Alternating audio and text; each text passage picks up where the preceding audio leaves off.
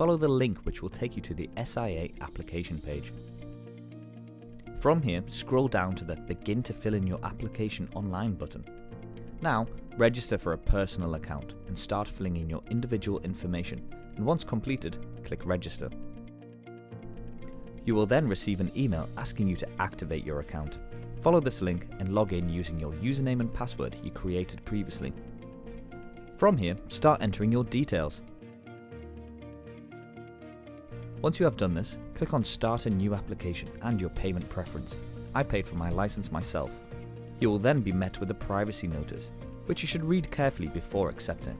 From here, you will need to fill in more personal information. Once done, you'll be asked for some identity information. This will be whether you have a UK driver's license and a UK passport. If so, you will need to enter the document details here. Next, if you have been known by any other names in the past, you should include them in this section. You will then need to submit your full address history for the last 5 years.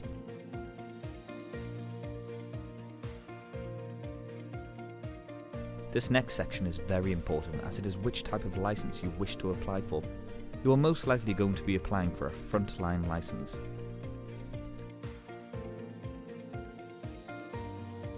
Next up, if you do have any criminal convictions, it is very important to include them here, as this can slow down your application if you don't. If you have suffered from any mental health issues in the past 5 years, you should include this at this stage. Now that has been completed, you now need to read the declaration and agree to its T's and C's.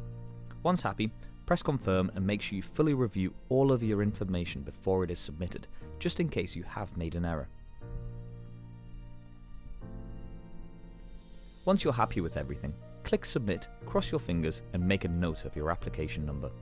For your final steps, you must visit your local post office. From here, you need to give them your application number, pay the £190 application fee, show them your UK passport or 1 Group A document and 2 Group B documents from the document list. Heads up, you will also have your photograph taken at the post office, so make sure you are happy with how you look, as this will be on your arm for the next 3 years. Once this has been completed, the post office will give you a receipt and a confirmation they have processed your application.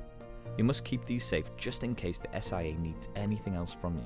Common mistakes people make when applying for their license include entering their middle name in the forename field. For example, if your name is David Lee Rogers, your first name would be David, middle name Lee, and surname Rogers. Another common mistake is if your driver's license has an abbreviated name. For example, MD is short for Mohammed. Therefore, if your driver's license is similar to the one shown, you would enter MD as your first name, Hassan as your middle name, and Ali as your surname. Also, using the same example, if MD Hassan is your first name in your home country, you would still put MD as your first name and Hassan as your middle name. Doing this and double checking there are no spelling mistakes and your date of birth is correct should help the SIA find your qualification. If you're still having problems and your qualification still cannot be found, don't panic. The awarding organisation will need to correct this on their end and re-upload. Your license request may also get rejected for a number of reasons. The most common reason is if you don't have the right to work in the UK. If you think this is incorrect, you can send them evidence of your right to work, such as a UK visa or a passport showing a stamp confirming your immigration status. If you are refused your application because of a criminal record, you can appeal this depending on the type of refusal given. If you are sent a refusal letter that says we will consider additional factors, you have up to 21 days to send the SIA mitigating evidence. Mitigating evidence is information that you believe will show that your criminal record is not as bad as it might seem, or you have rehabilitated yourself so that you are suitable to hold the license